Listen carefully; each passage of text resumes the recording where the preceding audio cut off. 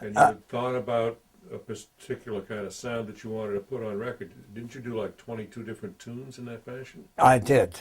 The first thing that happened was that my mother came down to hear the Andrews Sisters and Les Paul, and she came down from Wisconsin driving at some 80 years old. And she drives down there, and when she comes to the theater, she says, I heard you last night on the air driving down. And I said, couldn't have been me, Mom. I've been playing with the Andrews Sisters. Well, she said, you ought to do something about it, because she says, the other guy's playing just like you're playing, and I can't tell you from him. And I said, well, I can't patent it. I can't prevent a guy from playing like he wants to play. If he wants to play like me, well, she says, it's a shame that your mother can't tell her own son from anybody else playing the guitar. Okay. So I thought about it. I went to the Andrews Sister, and I said, I'm leaving. I says, get someone else. I says, I'm going to jump ship. I'll play Bugsy Siegel, then I'm going to leave. Okay, so I played out at the Flamenco out in Vegas, and then I says, I'm going on out to L.A. When I got to L.A., I locked myself almost 2 years in that garage. And I said, I'm not coming out of that garage until I got something that my mother knows it's me. And I said, I don't know what it's going to be, but it's going to be different. And I just fell into this thing from the piano.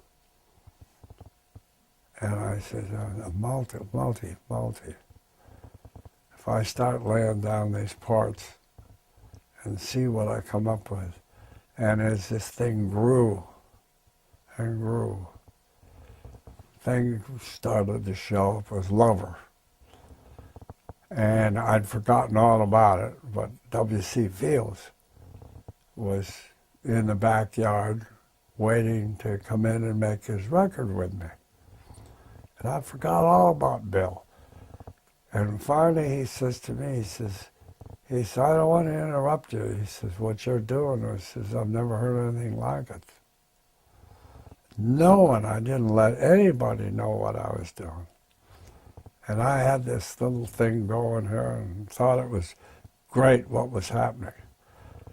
So W.C. Fields says, you play like an octopus. And so he was, this is why I call it the octopus. If you look at my console, it says OCT on it from octopus, right? And that's what it says. It's printed right on it. Every engineer looks at it, says they don't want to act dumb, but they want to know what OCT stands for, octopus. But anyway, he heard the thing, and then I wanted to play it when it was done, and I had made more. I wanted to put them on at a party. And at this party, Mary was at the party, Artie Shaw was at the party, and others were at the party. And I wanted to put my record in amongst a stack of records and just see what the reaction was. And the reaction was, is when it came on, it just stopped everybody. And they just stood and listened in a second. And Mary says, that's Les. She recognized who it was. Okay. Artie Shaw said, I've never heard anything like it. Okay. I took it to Decca Records. And Decca Records says, it's sure different. It's sure different. We'd take a try on one shot out of it or something like that. I said, I don't want to even talk to you. Well, no, don't talk to you. You're not who I'm looking for. All right, took it to Capitol, to RCA.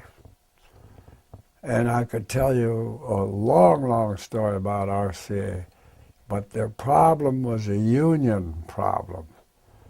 And that is if anything you touch, the engineers union had to be involved in it. And so to get around that, I just picked up all I had, all my demos that I had, and was walking out the door just like I walked out and saw Gene Autry with Colleen. I'm standing in the Sunset and Vine looking across the street, and they're putting a sign up, a canvas sign that says Capitol Records. And it's above Glenn Wallach's music store at Sunset and Vine. And I said, I wonder what that is. So I took my records and went over there, and they said, well, they're closing. And so I just backed up the stairway, like I did with Bing. We just backed up. And I backed up the stairs. I got to the top of the stairs. It says Vice President. So I go in, and there's Jim Conklin. He's putting the toothbrush and stuff in the case, and he's getting ready to fly to New York. And I says, Jim, is there any chance I could talk to you? And he said, well, you can see I'm trying to catch a plane. And I said, well, could I play a couple bars of this thing? And he said, I don't know how to run the machine. I said, I know how to run the machine. So I put the thing on and played it for him.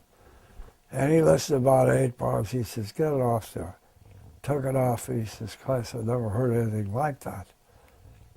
He said, you've got a winner. I said, you're the guy I'm looking for. That's the start of the Capitol Records Association. There was my man. And from that moment on, it was Jim Conklin, Capitol Records. And they haven't changed a bit.